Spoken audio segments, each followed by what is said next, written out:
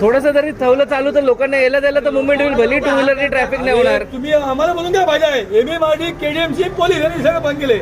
आम्ही सुद्धा आयरन पागल झाले.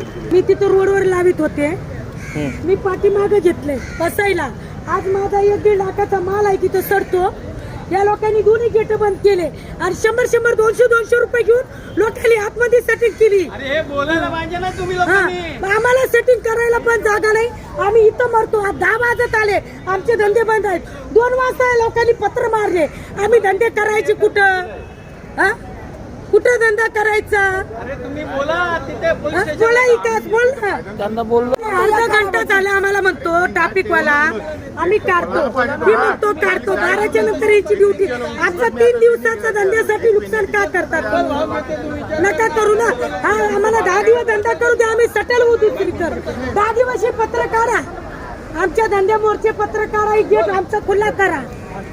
आम्हाला काय नाही पाहिजे. गेट खुला करा. हे माझा माल सडतो.